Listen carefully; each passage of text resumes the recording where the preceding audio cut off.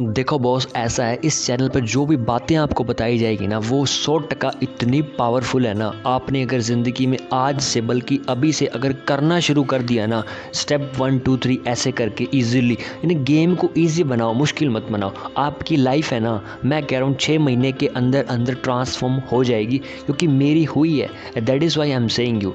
सो नमस्कार दोस्तों, आप सभी का स्वागत है हमारे इस छोटे से प्यारे से यूट्यूब चैनल पर। आज आपके समक्ष मैं एक छोटी सी वीडियो लेकर आया हूं, जिसके अंदर हम बात करेंगे लोक व्यवहार का एक नए चैप्टर के बारे में। चलिए शुरू करते हैं। चैप्टर का नाम बहुत ही प्यारा है, आपको सुन के मज़ा आ जाएगा। वो है मुस्कान बिखेरें और अपना बनाएं। यानी कि आपने क्या करना है कि एक प्यारी सी स्माइल देनी है और लोग आपके दीवाने हो जाएंगे। है ना बात काम की? तो इसको ध्यान से सुनना है कि क्या क्या पॉइंट्स यहाँ पर ऑथर ने हमें बताना चाहा है। Let's do. तो ऑथर साहब कहते हैं, आपके पास क्या है या आप क्या हैं, आप कहाँ हैं, आप क्या कर रहे हैं।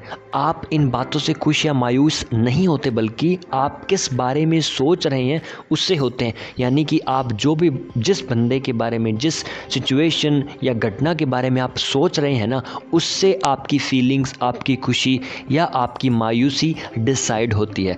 फिर एक एग्जांपल लेके बताते हैं कि अमेरिका की एक बड़ी रबर कंपनी के चेयरमैन का मानना था कि जब तक सामने वाले को किसी काम में संतोष नहीं मिलता, तब तक वह उस काम में कामयाबी प्राप्त नहीं कर सकता। वह कारोबारी यह मानने को बिल्कुल तैयार नहीं था कि सिर्फ मेहनत ही कामयाबी की चाबी है। मेहनत में ही सारे जादुई तालों की चाबी छिपी है। उनका कहना था कि वह ऐसे 20 सफल लोगों को जानते हैं जिन्होंने अपने क्षेत्र में सिर्फ इसलिए कामयाबी प्राप्त की क्योंकि उन्हें इसमें संतोष मिलता था। बाद में जब उन्हें अपने काम से संतोष होना बंद हो गया तो उनका धंधा भी मंदा पड़ गया और फिर वह नाकामयाब होने लगे। मैं हज़ारों कारोबारियों से यह अनुरोध कर चुका हूं कि वह कुछ दिनों तक हर घंटे किसी और को भी देखकर मुस्कुराएं। इसका क्या असर होता है, आइए अब यह भी देख लेते हैं। यह न्यूयॉर्क के प्रसिद्ध स्टॉक ब्रोकर विलियम स्टीनहार्ड का पत्र है। उनकी मिसाल हम कई बार दे चुके हैं। श्रीमान स्टीनहार्ड बताते हैं, हमारी शादी हुए 18 साल हो चुके थे। मैं अपनी पत्नी से केवल मतलब की बात करता था, उससे अधिक कुछ भी नहीं। उसको देखकर मुस्कराने के बारे में तो मैं सोच भी नहीं सकता था। बस सुबह तैयार होकर अपने काम पर निकल जाता था। मैं बहुत कम बोलता था और यकीनन मैं दुनिया का सबसे बोझिल आदमी था। ये अपनी आलोचना खुद ही कर रहे हैं। बाद में जब आपने मुझे मुस्कुराने की सलाह दी तथा उसके सक्रिय नतीजों में भी अवगत कराया, तो मैंने सोचा कि मैं भी एक सप्ताह तक खूब हंसकर देखूंगा। अब अगली सुबह जब मैं कंघी कर रहा था तो मैंने आईने में देखते हुए खुद से कहा, बिल, आज तुम अपने चेहरे से यह निराशा की घटा हटाने वाले हो। आज तुम्हें मुस्कुराना है और अच्छा होगा कि यह काम तुम आज और अभी से ही आरंभ कर दो। फिर तो नाश्ते की टेबल पर भी मैं मुस्कुराते हुए आया और अपनी पत्नी को प्यार भरी नज़रों से देखा। कितना प्यारा मोमेंट है, राइट? आपने मुझसे कहा था कि मेरे भीतर यह परिवर्तन देखकर वह चकित हो जाएगी। अरे नहीं, वह तो बावली सी हो गई, कुछ समझ ही नहीं पा रही थी। मैंने उसे बताया कि अब मैं सदैव ऐसे ही मुस्कुराता रहूँगा और मैंने अपना वादा नहीं तोड़ा। मैंने बदले हुए बर्ताव से 2 महीनों के भीतर ही हमारे घर का जो बोझिल इन्वायरमेंट था उसको खुशनुमा बदल दिया। हमने इतनी खुशियाँ प्राप्त कर ली जितनी पूरे साल नहीं कर पाए थे। तो एक्चुअली में हमें करना क्या है कि हर मोमेंट को ईजी करना है हंस के, ठीक है? अब तो मैं दफ्तर जाते समय अपनी इमारत के लिफ्टमैन को भी मुस्कुराते हुए गुड मॉर्निंग कहता हूँ, ठीक है? मुस्कुराकर दरबान के अभिवादन का जवाब देता हूँ। बैंक में जाने पर कैशियर की ओर मुस्कुराकर देखता हूँ। स्टॉक एक्सचेंज में जाने पर वहाँ भी सब लोगों को मुस्कुराकर देखता हूँ। उन्होंने मुझे सदैव गंभीर देखा था। मुझे ज्ञात हो गया कि मुस्कान का बदला मुस्कान ही होती है, क्योंकि अब मुझे देखकर सभी मुस्कुराते हैं। जो कोई भी मेरे पास शिकायत या समस्या लेकर आता है, मैं उसकी बात खुले दिल से मुस्कुराते हुए सुनता हूँ और इससे मुझे मुश्किल का जो हल है वो निकालना बहुत सरल हो जाता है। मुस्कान के कारण से ही अब मैं अधिक पैसा कमाने लगा हूँ। जिस दफ्तर में मैं काम करता हूँ वहीं एक ब्रोकर का भी दफ्तर है। वहाँ काम करने वाला एक बाबू बहुत भला आदमी है और मुस्कान के नतीजे से मैं इतना प्रभावित हो गया कि मैंने अपना सारा तत्व ज्ञान उसे दे दिया। उस क्लर्क ने भी मुझे बताया कि पहले वह मुझे बहुत अहंकारी तथा बोझिल आदमी समझता था, लेकिन मेरे बारे में उसके वे विचार अब बदल चुके हैं। वह कहता है कि हंसते हुए मैं बहुत खुशदिल और नौजवान लगता हूँ। अब मैंने लोगों की आलोचना करना छोड़ दिया है। दोस्तों, आप भी छोड़ दीजिए अगर आप करते हैं तो, क्योंकि इससे किसी भी प्रकार का फ़ायदा नहीं होता है, जैसा कि चैप्टर 1 में हमने किया था। ठीक है, अब तो मैं तारीफ़ और प्रशंसा, तारीफ़ कौन सी, सच्ची वाली, और प्रशंसा करने में विश्वास रखता हूँ। मैं क्या चाहता हूँ, अब मैं ऐसे नहीं बोलता। अब तो अपने सामने वाले का दृष्टिकोण परखता हूँ कि सामने वाला क्या चाहता है, उसका विज़न क्या है, उसका एटीट्यूड कैसा है। इन सब सकारात्मक विचारधाराओं ने मेरे जीवन यानी मेरे भीतर बड़ा परिवर्तन ला दिया है। मैं पूरी तरह बदल चुका हूँ और पहले से बहुत अधिक खुश हूँ और अमीर हो गया हूँ। अब मेरे पास सच्चे दोस्त हैं, सच्ची खुशियाँ हैं और यही तो सबसे बड़ी दौलत है। क्या आपको मुस्कुराना या हंसना कठिन काम लगता है? तो फिर इस समस्या से छुटकारा पाने के 2 तरीके हैं। सर्वप्रथम, स्वयं को हंसने के लिए विवश कर दें। जब भी आप घर में अकेले हों तो सीटी बजाते हुए गीत गुनगुनाएं, नाचें, झूमें, कुछ इस तरह बर्ताव करें जैसा आप बहुत खुश हैं, और फिर कुछ समय पश्चात आपको अपने आप ही इन बातों में आनंद आने लगेगा। महान दार्शनिक मनोवैज्ञानिक विलियम जेम्स ने इस बात को कुछ इस तरह स्पष्ट किया था। इन्होंने लिखा है, हमारी धारणा है कि हमारे अच्छे बुरे काम हमारे मनोभावों का अनुसरण करते हैं, लेकिन असलियत तो यह है कि कार्य और मनोभाव साथ साथ चलते हैं, और किसी भी काम पर नियंत्रण करके हम अपने मनोभावों को भी नियंत्रित कर सकते हैं, क्योंकि कार्यों पर नियंत्रण करना सरल है जबकि मनोभावों को नियंत्रण में रखना बहुत कठिन है। तो बात एकदम साफ है कि प्रसन्न रहने के लिए हमें इस तरह बोलना तथा बर्ताव करना चाहिए जैसे हम बहुत खुश हों, और जब आप ऐसा करोगे ना, आप ऑटोमेटिकली खुश हो जाओगे। ये लॉ ऑफ अट्रैक्शन का एक छोटा सा नमूना है। अगर आपको नहीं पता ना, तो आप लॉ ऑफ अट्रैक्शन की जो किताब है the secret by Rhonda Bryan, उसे ज़रूर पढ़िए। बहुत ही प्यारी किताब है और आपको जीवन में एक अच्छी सी डायरेक्शन आपको देगी कि कैसे आप चीज़ों को बहुत ही कम समय में उनको कर सकते हो, उनकी मैनिफेस्ट कर सकते हो। आगे चलते हैं। न्यूयॉर्क शहर की एक दावत में कुछ मेहमान आए हुए थे, एक एग्जाम्पल आई थिंक। उन्हीं मेहमानों में एक ऐसी अमीर महिला थी जिसे कुछ ही दिनों पहले बहुत सा पैसा उत्तराधिकारी में मिला था। ठीक है, वह सभी का ध्यान अपनी ओर खींचना चाहती थी, और या फिर लोगों पर अपने पैसे की जो छाप है वो छोड़ना चाहती थी। इसलिए उसने मोतियों, हीरे, जवाहरात में खुद को पूरी तरह से लाद रखा था, लेकिन उसके चेहरे के भाव पहले जैसे ही थे, यानी कि वही एक सिंपल से चेहरे पर लालच था, स्वार्थ, अहंकार के भाव स्पष्ट रूप से झलक रहे थे। वह इस बात को शायद भूल गई थी या फिर याद ही नहीं रखना चाहती थी कि किसी के भी चेहरे के भाव उसके परिधानों से कहीं अधिक महत्वपूर्ण होते हैं।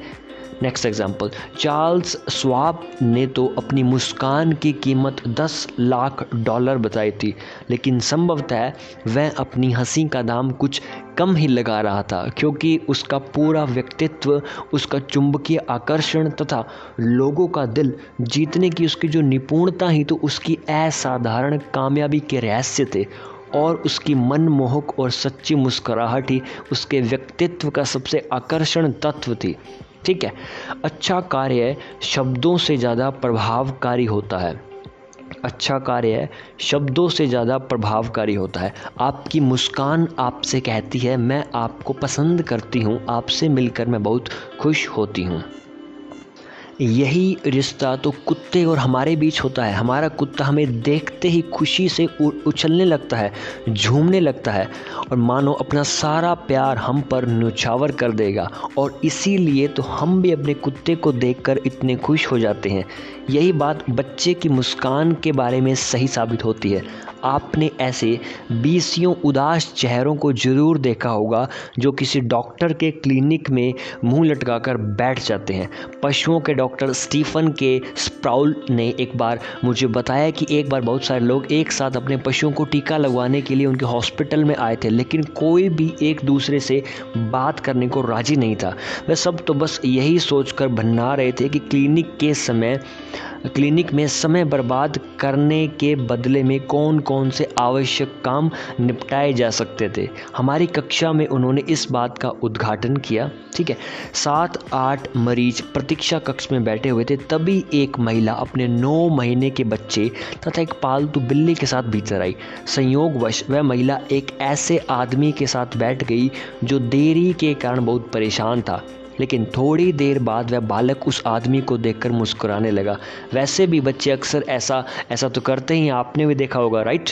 और वह आदमी महिला के साथ उनके बेटे के बारे में बात करने लगा। फिर वह अपने नाती पोतों के बारे में बताने लगा और धीरे धीरे सब लोग उसकी बातचीत में सम्मिलित हो गए। फिर तो जैसे जो बोझिल और तनाव से भरा माहौल हल्के सुखद अनुभव में तब्दील हो गया। लेकिन ध्यान देने वाली बात यह है, झूठी मुस्कान से कोई फ़ायदा नहीं होने वाला। इस बात का ध्यान रखें ज़रूर जनाब। ओके, हम नकली चीज़ को देखते ही समझ जाते हैं। जैसे आप मार्केट में कोई नकली नोट है उसको जल्दी पहचान जाओगे, कोई नकली गोल्ड है जल्दी पहचान जाओगे। असली जो चीज़ होती है उसकी वाइब्स ही अलग होती है बॉस, इसलिए इसे ज़रा भी पसंद नहीं करते नकली चीज़ों को लोग। इसलिए आप नकली जो आपकी मुस्कान है वो नहीं होनी चाहिए, सच्ची मुस्कान होनी चाहिए। असली मुस्कान सबका मन जीतने की शक्ति रखती है। मन को छूने वाली मुस्कुराहट एक ऐसी सच्ची मुस्कान जो मन से आती है, मन तक पहुंचती है, इसीलिए यह अमूल्य हो जाती है। चलिए दोस्तों आगे चलते हैं। मनोविज्ञान के प्रोफेसर जेम्स वी मैकलन, जो भी नाम है इनका, सॉरी फॉर दैट, मिशिगन विश्वविद्यालय में कार्यरत हैं। ठीक है, उन्होंने मुस्कान के बारे में अपनी भावनाएं इस तरह अभिव्यक्त की है कि मुस्कान बिखेरने वाले लोग ठीक तरह से सिखा व बेच पाते हैं और अपने बच्चों का लालन पालन भी ठीक तरह से कर पाते हैं। Sorry for that. मुस्कान में बहुत शक्ति होती है, इसीलिए तो यदि हम किसी को कुछ सिखाना चाहते हैं तो हमें सामने वाले को प्रोत्साहित करना चाहिए, ना कि प्रताड़ित। इस बात को ध्यान से सुने, दोबारा सुने। सामने वाले को क्या करना चाहिए? प्रोत्साहित करना चाहिए, इंस्पायर करना चाहिए, ना कि प्रताड़ित और परेशान करना चाहिए।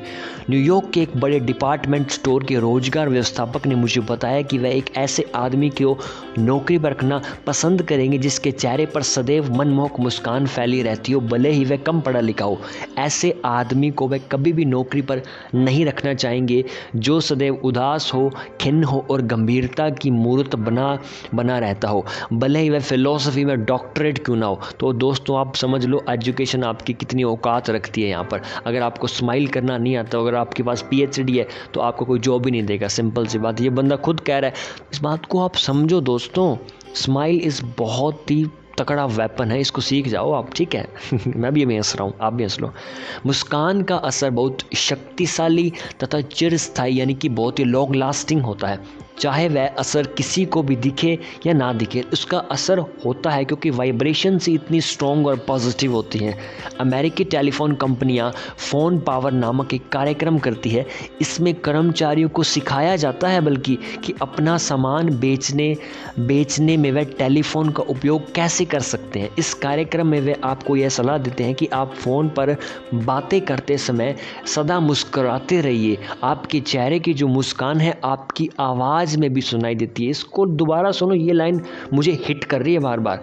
आपके चेहरे की मुस्कान आपकी आवाज़ में भी सुनाई देती है। बहुत ही डीप मीनिंग है इस लाइन का, क्योंकि आप अगर समझोगे ना, you will get to know what is the main essence of the line. थोड़ा सा और आगे चलते हैं दोस्तों। ओहियो एक जगह का नाम, आई थिंक सिनाटी की एक कंपनी में कंप्यूटर विभाग के व्यवस्थापक रॉबर्ट क्रॉयर हमें बताते हैं कि उन्होंने कठिनाई से भरे जाने वाले पद के लिए उपयुक्त उम्मीदवार ढूंढने में किस तरह कामयाबी पाई थी। तो वो कहते हैं, मुझे अपने विभाग में एक ऐसे आदमी की ज़रूरत थी जो कंप्यूटर विज्ञान में विशेषज्ञ हो। आखिर मैंने एक ऐसे आदर्श नौजवान को ढूंढ ही लिया जो विश्वविद्यालय से स्नातक पूरी तरह करने वाला था। फिर मुझे उसे ज्ञात हुआ कि उसे कई और नामी कंपनियों के प्रस्ताव मिल चुके हैं। हमारी कंपनियों में काम शुरू करने के बाद मैंने उससे पूछा, नौकरी के लिए तुमने हमारी कंपनी को क्यों चुना? पल भर रुकने के बाद वह बोला, इसका कारण है कि दूसरी कंपनियों के व्यवस्थापक फ़ोन पर किसी उदासीन कारोबारी की तरह बात करते थे, मानो जैसे कारोबार की बात कर रहे हो, है ना, अजीब सा, नेगेटिव सा। वहीं आपकी आवाज़ में एक अपनापन था, एक प्यारा सापन था कि है ना, एक फीलिंग अच्छी थी, पॉजिटिव फीलिंग, जैसे मुझसे बात करके आपको बहुत खुशी हो रही है, आप सचमुच में चाहते हैं कि मैं आपकी कंपनी में नौकरी करूं। अब आप समझ ही गए होंगे कि मुस्कान कितने काम की चीज़ है दोस्तों। संसार भर में सबको खुशी की खोज है और ये बिल्कुल राइट भी है। आप जो भी काम कर रहे हो कहीं ना कहीं उसका एक रीज़न ये है कि आपको वहाँ से खुशी मिलती है, और that is the main point. क्योंकि लाइफ का जो आप लोग कहते हो ना, पर्पस क्या है, पर्पस क्या है, पर्पस ये है कि खुश रहना, दिस इज़ द पर्पस। एक बच्चे से सीखो पर्पस क्या होता है, वो हमेशा मस्त रहता है क्योंकि उसे पता ही नहीं कि दुनिया में और क्या है, वो अपनी लाइफ में मस्त रहता है। लेकिन जैसे वो बड़ा होता है हम उस पर थोप देते हैं, ये करो वो करो, फलाना ढिकना, लाइफ ऐसी है वैसी है, वो पागल हो जाता है बंदा, हंसी छोड़ देता है। तो दोस्तों हंसना बहुत ही ज़रूरी है, और अपने अंदर का जो बच्चा है ना, बेबी, उसको ज़िंदा रखो। अगर वो मर गया ना तो फिर आप एक ज़िंदा लाश की तरह हो, ठीक है, वैसा नहीं बनना। आपको एक बच्चे की तरह हंसते खिलखिलाते मुस्कुराते हुए ज़िंदगी की जो जर्नी है इसको अच्छे से स्पेंड करना है, ठीक है। तो ये कहते हैं संसार भर में सबको खुशी की खोज है, लेकिन इसे पाने का सिर्फ एक ही रास्ता है, अपने विचारों को नियंत्रण में रखकर खुशी पाना। खुशी किसी बाहरी परिस्थिति पर निर्भर नहीं है, इस बात को दिमाग में डाल लीजिए। बाहर नहीं मिलती दोस्तों, वह तो हमें खुद अपने भीतर ही ढूंढनी पड़ेगी। आगे बढ़ते हैं। सुख और दुख का संबंध आपकी सोच से है, इस बात पर निर्भर नहीं है कि आप क्या हैं, कैसे हैं, क्या करते हैं, क्या नहीं करते। मिसाल के तौर पर दो व्यक्ति एक ही दफ्तर में काम करते हैं, मेहनताना यानी कि जो उनको सैलरी मिलती है वो भी बराबर मिलती है, लेकिन उनमें से एक अधिक सुखी होगा और एक दुखी होगा। कारण क्या है? उनका परिस्थितियों को देखने का भिन्न भिन्न नज़रिया, यानी कि उनका जो एटीट्यूड है वो अलग अलग है, डिफरेंट है। गर्म प्रदेशों में अगर बात करें तो चिलचिलाती धूप में खेत में काम कर रहा है कि निर्धन किसान भी उतना ही खुश हो सकता है जितना कि न्यूयॉर्क, शिकागो, लॉस एंजलिस के दफ्तर में काम करने वाले बड़े लोग, ठीक है। क्योंकि अगर उसका एटीट्यूड पॉजिटिव है तो वो खुशी ऑटोमेटिकली अपने अंदर खोज लेगा, क्योंकि खुशी बाहर नहीं होती दोस्तों, बशर्ते उस किसान की सोच भी क्या हो, सक्रिय हो, एक्टिव हो। उसे पता होना चाहिए कौन सा विचार अच्छा है, कौन सा विचार नहीं अच्छा है। आगे कहते हैं, विलियम शेक्सपियर ने कहा है, यह हमारा नज़रिया है जो किसी भी चीज़ को अच्छा या खराब बना देता है, वरना कोई भी चीज़ ना तो अच्छी होती और ना ही खराब होती।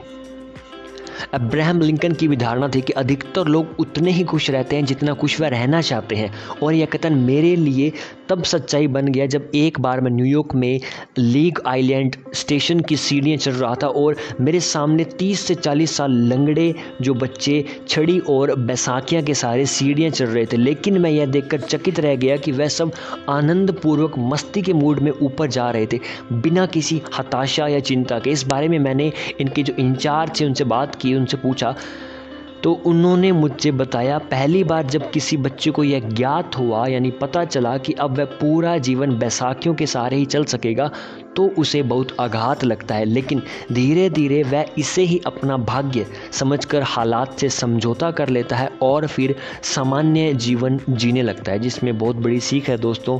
आप भी, आपके पास आज पूरी बॉडी प्रॉपर वर्क कर रही है तो गॉड को थैंक्स बोलो, यूनिवर्स को थैंक्स बोलो, अपने पेरेंट्स को थैंक्स बोलो और ग्रेटिट्यूड फील करो। This is more important than anything in this world, ठीक है। आपकी स्टडी, की हेल्थ, इससे ज़्यादा इंपॉर्टेंट है ग्रेटिट्यूड फील करना। आगे चलते हैं। मेरे मन ने कहा कि मैं दिल से उसे धन्यवाद दूं, उसे शीश नवाऊं, क्योंकि उन्होंने मुझे एक ऐसा पाठ सिखाया जिससे मैं कभी नहीं भूल पाऊंगा। सबसे अधिक बोरियत तब होती है जब आपको दफ्तर के बंद कक्ष में अकेले काम करना पड़े तथा दूसरे कर्मचारियों से बात करने तक का मौका ना मिल पाए। मैक्सिको की सिनारो मारिया की एक नौकरी भी ऐसे ही थी, इसलिए दूसरे कर्मचारियों को हंसी मजाक करते देखकर उसे बहुत ईर्ष्या होती थी। नौकरी के शुरुआती दिनों में मैं उनके पास से निकलती तो अपना मुंह संकोचवश दूसरी तरफ कर लेती, लेकिन कुछ दिनों बाद उन्होंने खुद पूछ लिया, मारिया क्या तुम चाहती हो कि दूसरी औरतें मतलब आकर तुम्हारी और दोस्ती का हाथ बढ़ाएं? लेकिन ऐसा कभी नहीं हो सकता। तुम्हें तो खुद उनसे मिलकर दोस्ती की पहल करनी होगी। अगर अगली बार वह उनकी मेज़ के पास गई और उनसे पूछा, हेलो क्या हाल चाल है आपके, तो इसका आरंभ भी उसी क्षण हो गया। उत्तर में सामने वाली महिला भी मुस्कराई और फिर धीरे धीरे मित्रतापूर्ण माहौल बन गया और फिर तो धीरे धीरे लोगों ने उनका परिचय बढ़ने लगा और दोस्ती भी होने लगी। अब तो उन्हें अपनी नौकरी भी आनंददायक लगने लगी है। आगे कहते हैं, निबंधकार और प्रकाशक अल्बर्ट हावर्ड की एक बौद्धिक सलाह को ध्यान से पढ़ें और पढ़कर उस पर अमल भी जरूर करें। तो ये कहते हैं कि बाहर जाते समय अपनी ठोड़ी भीतर की ओर खींचें और सिर के ऊपरी भाग को थोड़ा सा ऊपर की ओर तान लें और फिर अपने फेफड़ों में अधिक से अधिक हवा खींच लें। सूरज की रोशनी को पी जाएं और दोस्त का स्वागत हंसकर करें। हर बार खुले दिल से हाथ मिलाएं। यह बात अपने दिमाग से निकाल दें कि आपको गलत समझा जाएगा। दुश्मनों के बारे में बिल्कुल भी ना सोचें। यह बात निश्चित कर लें कि आप क्या करना चाहते हैं, यानी क्लैरिटी आपको होना चाहिए कि आप करना क्या चाहते हैं, और फिर बिना किसी भटकाव के अपने लक्ष्य की ओर निरंतर बढ़ते जाएं, अपने मिशन की ओर बढ़ते जाएं। अपने दिमाग को सदैव ही अच्छे कार्य की ओर केंद्रित करें और फिर जैसे जैसे समय बीतता जाएगा आपको यह अनुभव होगा कि आप अपनी आशाओं की पूर्ति हेतु अवचेतन के माध्यम से आवश्यक अवसर बना रहे हैं। ठीक उसी तरह जिस तरह मूंग का जो कीड़ा लहरों से अपनी आवश्यकता अनुसार जरूरी तत्व ग्रहण कर लेता है। अपने दिमाग में सदैव ही उस गंभीर, विशिष्ट, योग्य आदमी की तस्वीर रखें जो आप बनना चाहते हैं और अपना यही विचार हर एक पल आपको उस अनमोल तस्वीर के निकट ले जाएगा जो सर्वशक्तिमान सच होता है। सही दिमागी संतुलन एवं हर लक्ष्य को पाने के लिए आवश्यक है साहस यानी करेज, ईमानदारी यानी कि लॉयल्टी और प्रसन्नता यानी कि हैप्पीनेस। सबसे ज़रूरी बातें ही सही मनुष्य को रचनात्मक बनाती है। यदि मनुष्य में इच्छा शक्ति हो तो वह सब कुछ प्राप्त कर सकता है और सच्चे मन से की गई प्रार्थना अवश्य पूरी होती है। हमारा मन जैसा सोचता है हम वैसे ही बन जाते हैं। अब अपनी ठोड़ी अंदर की ओर खींचे, सिर को ऊपरी हिस्सा थोड़ा सा ऊपर की ओर तान लें। हम तो परमपिता परमात्मा की अविकसित अवस्था हैं, ठीक है, और हंस पड़े। चीन के सभी दार्शनिक ने बहुत ही समझदारी की बातें कही है। उन्हें भली भांति ज्ञात था कि संसार कैसे चलता है। उनकी लिखी इस कहावत को हमें अपने घर में चिपका लेना चाहिए कि जिस आदमी के पास मुस्कान भरा चेहरा ना हो उसे दुकान खोलने की भूल कभी नहीं करनी चाहिए। इस लाइन का बहुत ही मीनिंग है, आप इसको थोड़ा सा इस पर चिंतन जरूर करें, ठीक है। आपकी मुस्कुराहट आपकी अच्छी मनोदशा की परिचायक होती है, यानी कि वो आपके बारे में बताती है, ऑटोमेटिक ना कुछ कहे बता देती है। मुस्कान से वह सभी जीवन प्रज्वलित हो जाते हैं जिनकी दृष्टि आपके चेहरे पर पड़ती है। वह आदमी जो प्रतिदिन हर समय भोजिल चिड़चिड़े चेहरे को देखता हो, यदि एक भी मुस्कुराते हुए चेहरे को देख ले तो वह उसे घने बादलों के बीच में झांकते सूर्य की तरह प्रतीत होता है, यानी कि दिखता है। जब कोई आदमी ग्राहकों, टीचर, बॉस या फिर अपने माता पिता के कारण दबाव या तनाव में हो, ऐसे समय में आपकी मुस्कुराहट उसे यह बात ज्ञात करा सकती है कि निराशा से समस्याओं का हल नहीं निकलता। मुस्कान कहती है कि संसार जो है रंगीनियों से भरा पड़ा है, कलरफुल एक ब्यूटीफुल संसार है। कुछ वर्षों पहले की बात है, न्यूयॉर्क के एक डिपार्टमेंटल स्टोर में क्रिसमस के कारण ग्राहकों की जो ज़्यादा भीड़ से सेल्समैन बहुत दबाव में थे, तो माहौल को हल्का बनाने के लिए इस स्टोर ने अपने विज्ञापन में पाठकों को यह दर्शन दिया, क्रिसमस के शुभ अवसर पर मुस्कान का मूल्य। कोई भी इतना निर्धन नहीं हो सकता जो इसका फ़ायदा ना उठा सके, और कोई भी इतना अमीर नहीं हो सकता जो इसके बिना जीवन जी सके। यह कारोबार में सद्भावना भरती है, घर को सुख से भर देती है, और यही सच्ची दोस्ती की पहचान है। यह निराश लोगों के लिए आशा की किरण है, थके हुए लोगों के लिए छायादार पेड़, और तथा दुखियों के लिए तो प्रकृति का अमूल्य वरदान है। इसे ना तो खरीदा जा सकता और ना ही बेचा जा सकता, यह भीख में भी नहीं मिलती, क्योंकि तब तक इसका कोई मोल नहीं है जब तक कि यह किसी दूसरे के साथ बांटी ना जाए। शून्य खर्च पर बेशुमार आनंद जिन्हें यह मिलती है वह तो अमीर हो जाते हैं, लेकिन जो इसे देते हैं वो भी निर्धन नहीं होते। यह पल भर में भी प्राप्त हो सकती है, लेकिन इसकी याद स्थायी होती है। क्रिसमस की भीड़ में यदि हमारे सेल्समैन कुछ अधिक थके लगें तो क्यों ना आप उन्हें मुस्कान देकर उनकी कुछ थकान दूर कर दें। और अंत में कहते हैं ऑथर साहब, आलस्य संदेह और भय को जन्म देता है। आलस कभी मत करना, ठीक है। जबकि सकारात्मकता आत्मविश्वास यानी कि हमारे अंदर जो आत्मविश्वास होता है और साहस करेज से भर देती है। अगर आप डर पर काबू पाना चाहते हैं तो घर में बैठकर इसके बारे में मत सोचें, बाहर जाएं और व्यस्त रहें। सबसे बेस्ट फॉर्मूला है, काम करें, बिजी रखें अपने आप को और ऐसे कामों में बिजी रखें जहाँ से आपकी प्रोडक्टिविटी बढ़े, ना कि कम हो। सो दोस्तों, अंत में आपसे यही कहना चाहता हूँ कि आपने इस पूरे चैप्टर को यहाँ तक सुना, उसके लिए दिल की गहराइयों से आप सभी का धन्यवाद। आपने करना इतना है कि ब्लेसिंग्स आपने कमानी है, तो उसके लिए आप क्या करोगे, इस वीडियो को आपने शेयर करना है अपने उन दोस्तों के साथ जो नहीं हंसते हैं और जिन्हें आप हंसाना चाहते हैं और जो ऑलरेडी हंसते हैं, यानी कि आप बस फैला दो इसको आग की तरह पूरा मार्केट के अंदर, ठीक है। लाइक आप कर सकते हो और अच्छा सा पॉजिटिव कॉम्प्लीमेंट या कमेंट के रूप में आप नीचे छोड़ सकते हो। बाकी आप मुझसे अगर कनेक्ट होना चाहते हो और बिजनेस या एंटरप्रेन्योरशिप की फील्ड में आना चाहते हो और बेशुमार अपनी लाइफस्टाइल को अच्छा करना चाहते हो, पैसा भी कमाना चाहते हो, तो क्या करना है, डिस्क्रिप्शन में व्हाट्सएप लिंक आपको मिलेगा, डायरेक्टली आपने मुझसे वहाँ से कांटेक्ट करना है। I will teach you everything, ठीक है दोस्तों, एंड आई केयर यू।